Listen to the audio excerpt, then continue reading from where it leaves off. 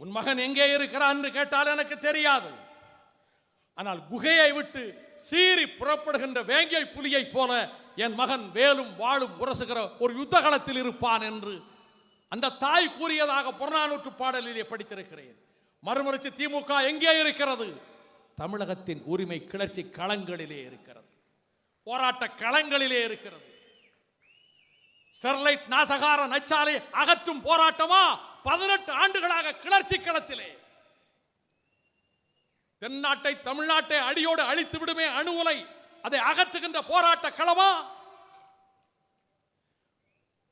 பென்னிக்கு கட்டிய முல்லை பெரியாறு அணையை உடைப்பதற்கு கேரளம் சதித்திட்டம் தீட்டுவிட்டதே, அதை தடுப்பதற்கு லட்சக்கணக்கான மக்களை திரட்ட வேண்டிய களமா? அமராவதி தண்ணீர் உரிமையை காக்கும் களமா? கெயில் நிறுவனம் குழாயை பதிக்கக்கூடாது என்ற போராட்ட களமா? பவானியின் பாசன உரிமையை பெற்றுத் தரும் களமா? பாலாற்று தண்ணீரை தடுக்காதே என்ற போராட்டமா? பெண்ணையாற்று தண்ணீரிலே கை வைக்காதே என்று சொல்லும் போராட்டமா? காவிரி தீரத்தினுடைய மக்களினுடைய உரிமையை காக்கும் போராட்டமா? நெய்யாறு இடதுகரை சேனல் உரிமையை காக்கவா? செண்பகவல்லி தடுப்படை உரிமையை காக்கவா? 3 தமிழர்கள் உயிரை காக்கவா? குற்றமற்ற என் தம்பிமார்கள், அணுவளவும் குற்றம் செய்யாத பேரறிவாளன் சாந்தன் முருகன் மெட்டியை முறிக்க நிற்கின்ற தூக்கு கயிற்றை அறுத்தறிகிற களமா?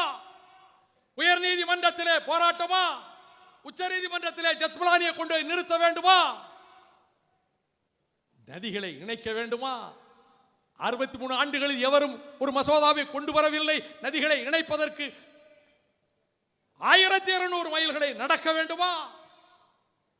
மதுவின் கோரப்பிடியிலே சிக்கி நாசமாகிறதே தமிழகம். அடிபடும் தாய்மார்கள், மிதிபடும் தாய்மார்கள், கதறி அழும் சகோதரிகள், அவர்கள் கண்ணீரை துடைக்க வேண்டுமா?